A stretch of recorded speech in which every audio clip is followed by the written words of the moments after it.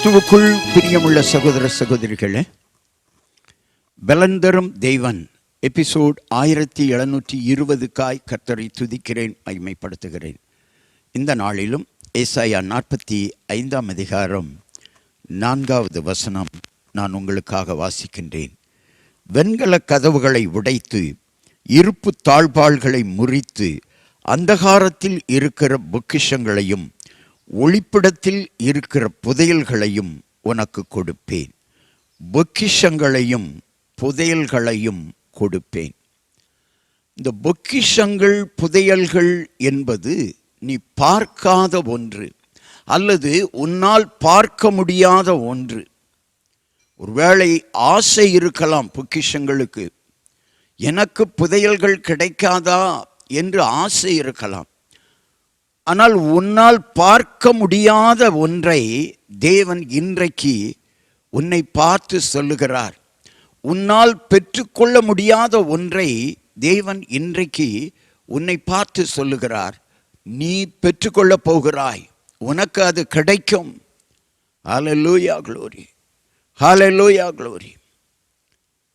ஆண்டவர் இன்றைக்கு சொல்லுகிற காரியத்தை மறந்து விடாதிருங்கள். பொக்கிஷங்களையும் புதையல்களையும் தருவார். புதையல்கள் என்றால் என்ன? நீ பார்க்க முடியாதது, நீ நினைத்து கூட பார்க்க முடியாதது. உன் வாழ்க்கையில் நீ நினைத்து கூட பார்க்க முடியாத அதிசயம் உனக்கு வரப்போகிறது. பொக்கிஷம் என்பது நீ விரும்புகிற செல்வம் அல்லது நீ விரும்புகிற ஆசீர்வாதம்.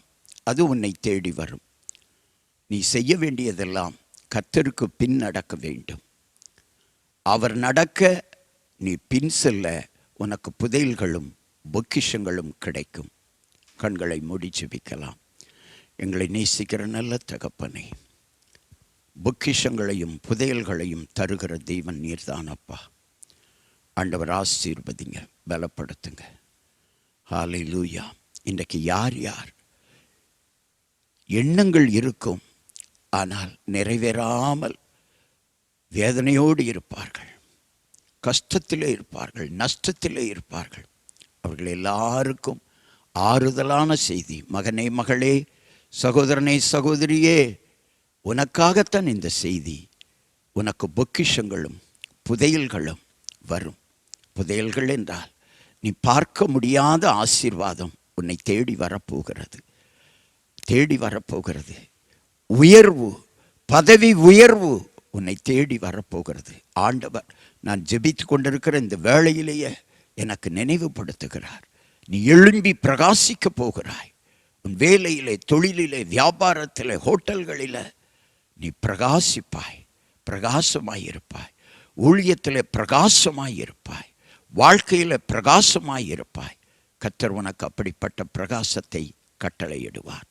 இயேசுவின் நாமத்தில் ஜெபிக்கிறேன் பிதாவே, ஆமென்.